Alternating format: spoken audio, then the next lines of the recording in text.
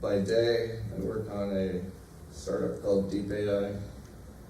By night, I play with language models.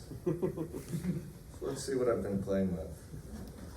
So this is a project to see if I can generate code with GPT-3 and then get GPT to analyze its own code to see if it can improve it. So one of my mentors told me once, I write bugs. Eventually, the computer will write code for me, and it won't have any bugs. Now, I've been playing around with the generated code, and it's not quite there yet. You get security holes, performance bugs, or just wrong code all the time. The code that it writes is not necessarily any better than a human would do, although it might be better than a given human. So I wanted to explore just one idea, which is using GPT-3 itself to analyze the code that it wrote.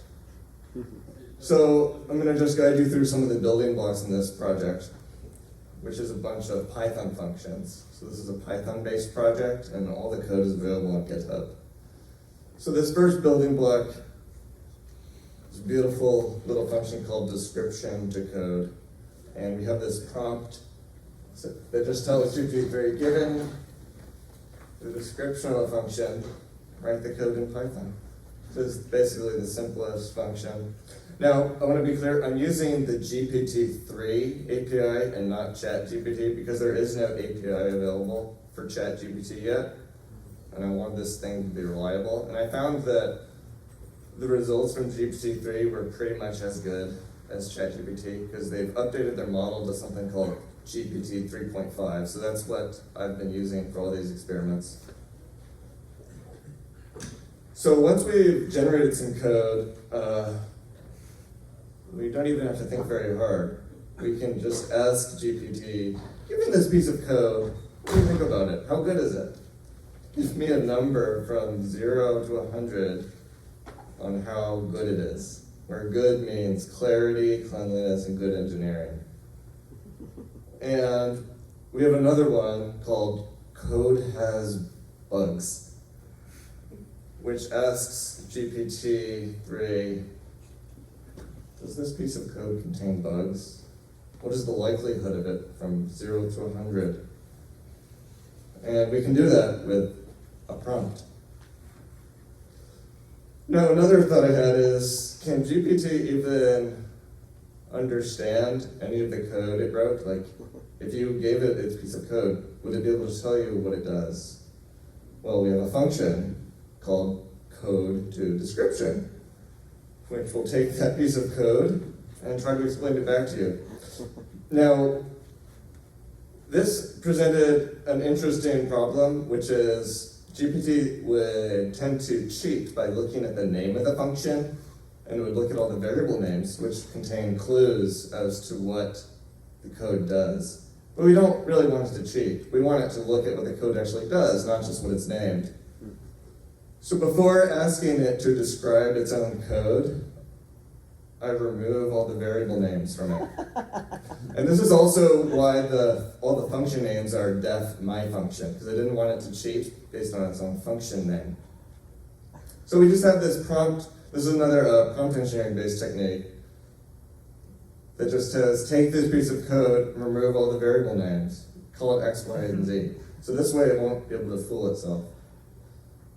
And finally, once we've reversed generated code back into a description, we should be able to ask, how similar is it to our original description? So this will be able to tell us, does this code even do the task we asked it to do? So putting it all together, I generate, say, 10 samples of code with GPT. So GPT is like a randomized algorithm. It has a temperature to inject noise into it. So running it multiple times will start to produce lots of different results.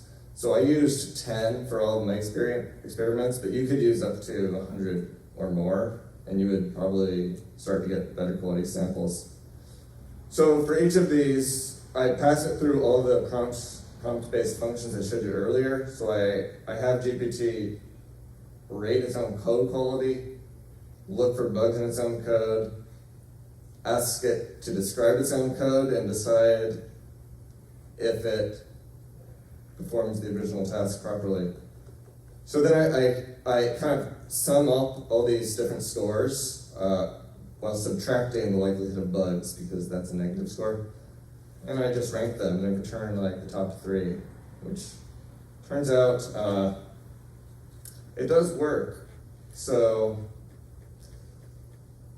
I don't have a bunch of negative results to show you, but I can say that when we ask it to, say, generate this piece of code, it will come up with, like, the top 3 samples will tend to be of much higher quality than, any random generation. And we can see here some of the metrics it collected on this function. So this does generate the points in a circle, and when I ask it to explain its code back to me, it says it takes a parameter y, and you can see here this is from the renamed code, and it basically just describes what this does. So when GPT is asked to compare whether this description matches the original one, it basically gave an affirmative. So its total score was a 90%. I'm not sure why it has a 5% chance of bugs. It looks pretty good to me. So pretty good function. This code works. Here's a harder one. I wanted to get the area and thickness of a polygon represented as a list of XY points. Now this, I got inspiration because this is a function that I used in our actual company, and it was fairly difficult. So it was pretty interesting to me to see if it could do something a little harder like this. And it came up with this piece of code that it likes and gave a 95 score. Now, what I find curious about this is I don't have the slightest idea how this code works. I don't know what it's doing here. I don't know what algorithm this is, but it's happy with it. It thinks this is good.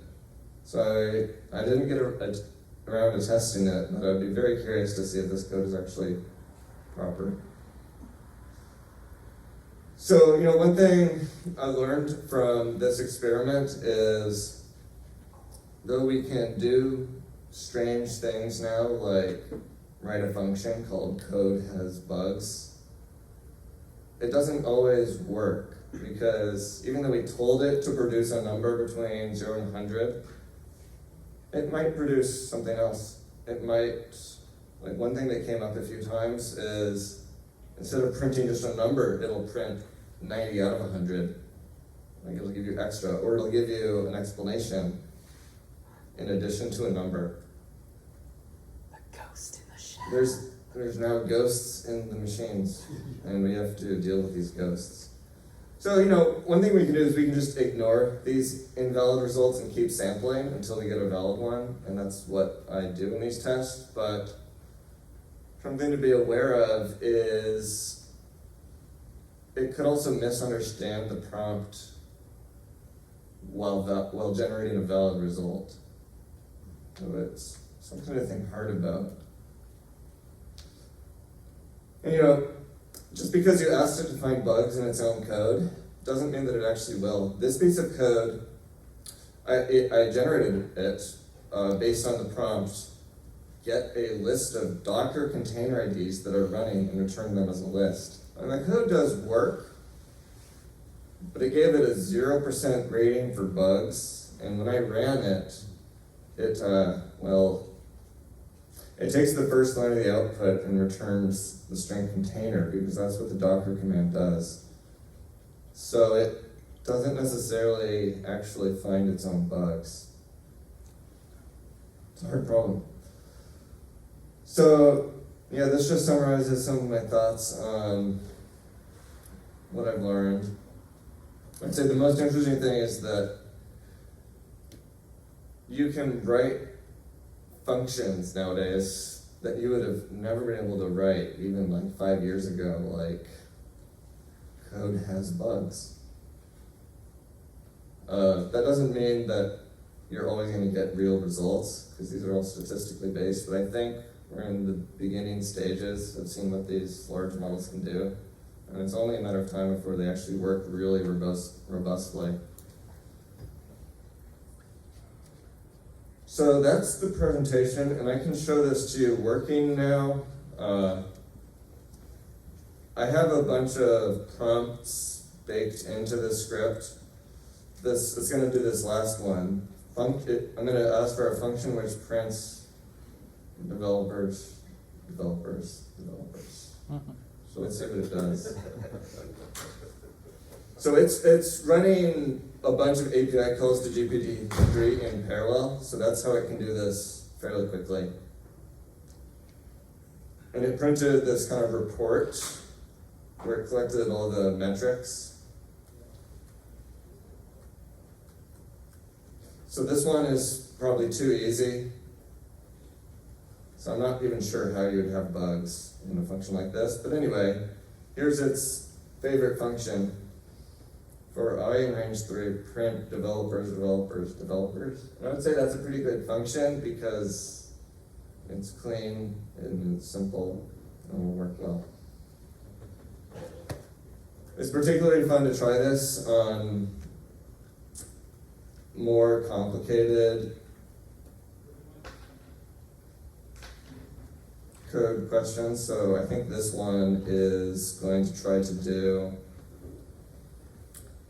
the area and thickness of a polygon.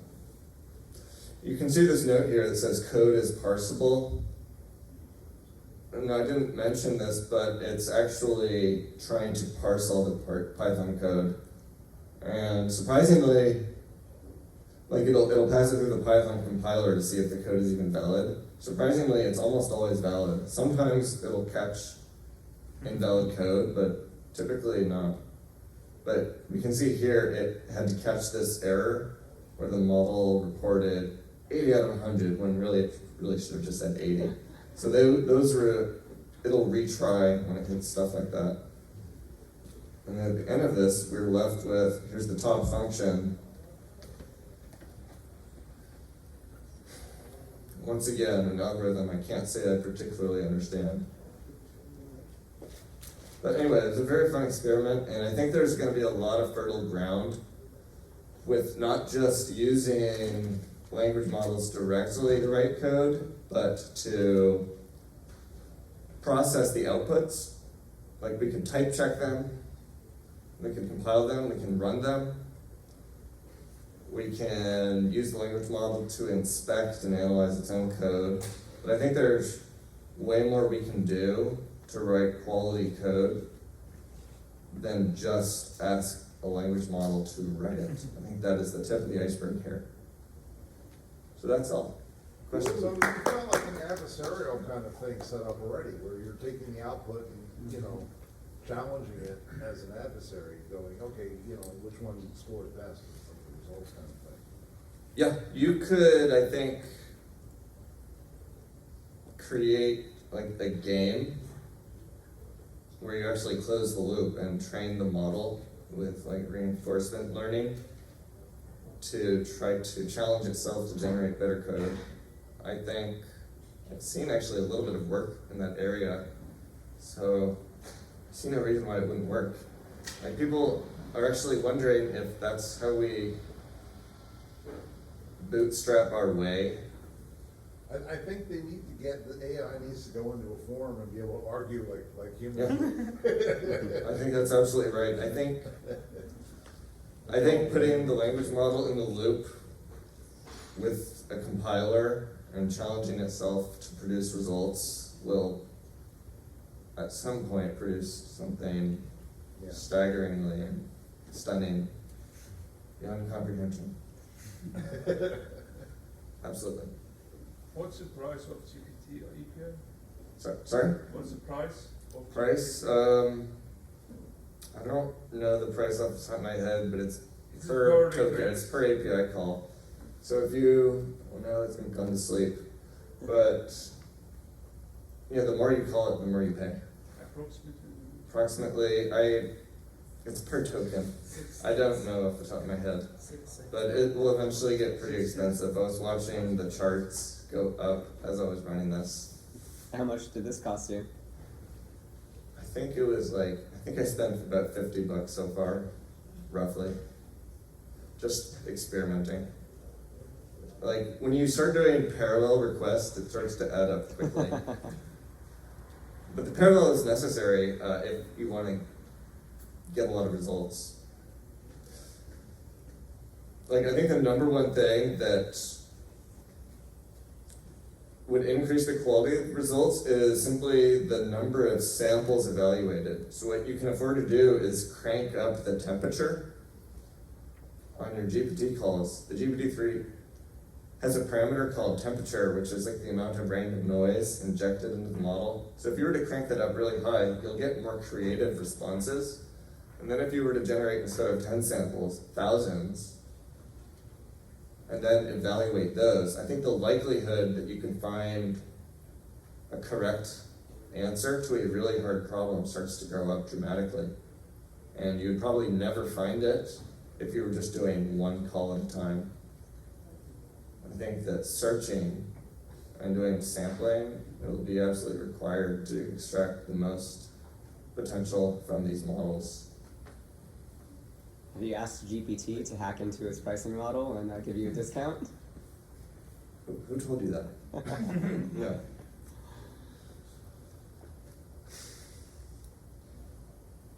Any other thoughts? Would it be a good idea to integrate it with test-driven development, so to find answers to our problems, or? Test-driven development? Yeah, I think so. I think what you could do here is, given a prompt, you could tell it to come up with some test case for you, and then it'll start to use those test cases against the code that it generated. So I think you don't even necessarily need to come up with the test cases yourself. I think it can also generate them. But if you did, it could probably just parcel it, and that wouldn't be a real solution. I mean, Well, I do think that in the long term, there's probably almost no type of programming that these models won't be able to do for us. I think we will achieve the dream No code. of, we'll achieve the dream of no code, but also code without bugs eventually. And I think that it will be these AI technologies that get us there, 100%. GPT-10? Yeah, it'll be GPT-10. No, I think it'll happen sooner than that, based on the rate of progress. Yeah, I agree with you, because they have better syntax. And actually, you're seeing the actual poetry, structurally, all code are different choices in subtle ways of syntax and structure languages. All right, well, thank you for watching me play around with language models.